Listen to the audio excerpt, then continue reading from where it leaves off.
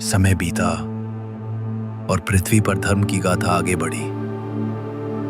जहां कवि पराशर ने सत्यवती से वेदव्यास को जन्म दिया, वहीं अब कुरुवंश के एक नए अध्याय का आरंभ होता है। हस्तिनापुर के राज सिंहासन पर अब बैठे थे महाराज शांतनु। राजा थे, पर केवल नाम से नहीं। उनका तेज, उनका संयम और न्यायप्रियता ऐसी कि प्रजा उन्हें देवता तुल्य मानती। पर उनके हृदय में एक शून्यता थी, एक अधूरी खोज, जैसे कोई अदृश्य पुकार उन्हें बार बार नदी की ओर खींचती।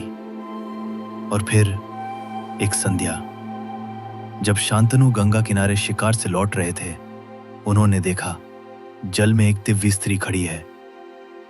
स्वर जैसे वीणा की धुन हो, रूप जैसे स्वर्ग उतर आया हो। शांतनु का मन स्थिर ना रह सका। वो थी गंगा, साक्षात स्वर्ग की नदी, मानव रूप में। शांतनु ने विवाह का प्रस्ताव रखा। गंगा मुस्कराई, बोली, स्वीकार है, पर एक वचन चाहिए। तुम मुझसे कभी कोई प्रश्न नहीं करोगे। जो कुछ मैं करूंगी उसे बिना टोके स्वीकार करोगे। प्रेम में डूबे शांतनु ने यह शर्त स्वीकार कर ली। विवाह हुआ। समय बीता और गंगा ने पुत्र को जन्म दिया। पर जैसे ही जन्म हुआ, गंगा ने उस नवजात को गंगा नदी में प्रवाहित कर दिया। शांतनु स्तब्ध थे, हृदय कांपा, पर वचन के बंधन में उन्होंने कुछ ना कहा। फिर एक और पुत्र और वही क्रिया, नदी में विसर्जन। एक के बाद एक 7 संतानें जन्मी और गंगा उन्हें बहा देती रही।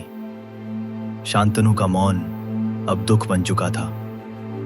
जब 8वां पुत्र जन्मा और गंगा ने उसे भी उठाया, शांतनु चीख उठे, बस अब नहीं, ये मेरा पुत्र है, इसका वध नहीं होगा। गंगा रुकी और पहली बार उनकी आंखों में करुणा चमकी।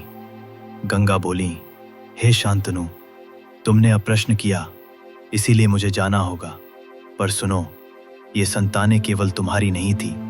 वे थे अष्टवसु, स्वर्गीय देवता, जिन्होंने महर्षि वशिष्ठ के क्रोध से शाप पाया था मानव जन्म का। मैंने उन्हें मुक्त किया, पर यह 8वां दीर्घायु होने का शापित था। अब यह रहेगा और यश प्राप्त करेगा। गंगा ने उस शिशु का नाम रखा देवव्रत और बोली, मैं इसे स्वर्गिक शिक्षाओं से संस्कारित करूंगी। समय आने पर यह तुम्हारे पास लौटेगा और इतिहास में अमर हो जाएगा। यह कहकर गंगा जल में विलीन हो गई। शांतनु एक ही पल में पुत्र प्राप्त कर चुके थे और खो भी चुके थे।